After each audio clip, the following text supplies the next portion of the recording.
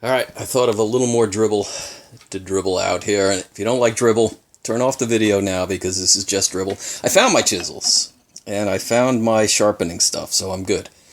So I have started, I wasted this stuff away and I have started, I'm like 90% done in both, this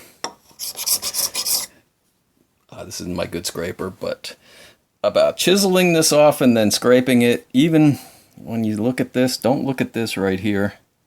This edge,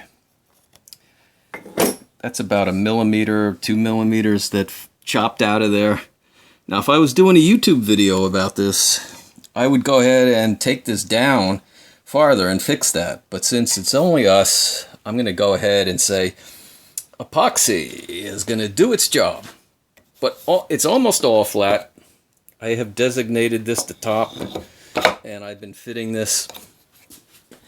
I've been fitting this against there, etc., etc. It fits okay here. The one parameter I really want to see is if it's straight across. It's not that important. It's more important that it's flat and really tight and good enough to glue, which is 95, 96% there.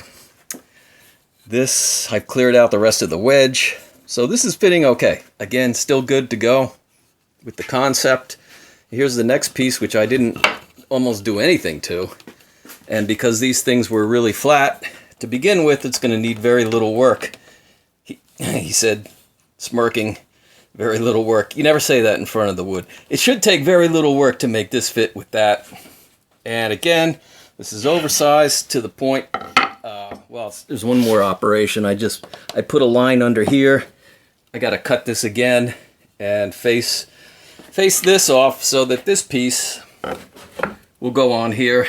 And then hopefully we're still all oversized so that I can, I'll draw that on there and waste the ends off with the bandsaw. Rough these things down. So then also the plan is to put a screw and a screw maybe here and from the side here and from the front.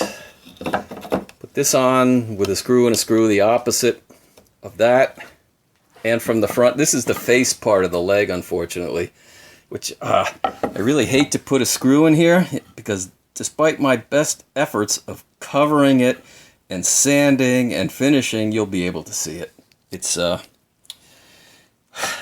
lot of people can do that, so you can't see it. I can't.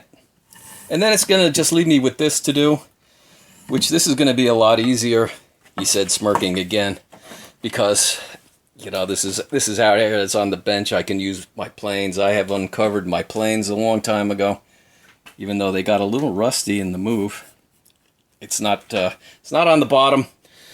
So anyway, this should be a little easier to do than the other ones. So anyway, things are looking up. It's still going to take me a long time to do this, and this will take me the longest time. I don't know if I shared this with you, but I had a plan. This is some real thick maple veneer. Maybe if I have time and I want to make this perfect, maybe I'll just waste off a veneer here, a veneer size piece off of this, glue that nice maple on top, hide the screw holes, refinish that. It's going to add finishing time, but like I said, I know I can't hide the screws in here. And this is the back leg of the piano, so they would be right in your face depending on where it is. So I have decisions to make. Comes down to if somebody hassles me about how long I'm taking, then I'll just put the screws in there and I'll paint them white so that they stick out even. So if people leave me alone, maybe I'll do it right. You didn't hear that from me though.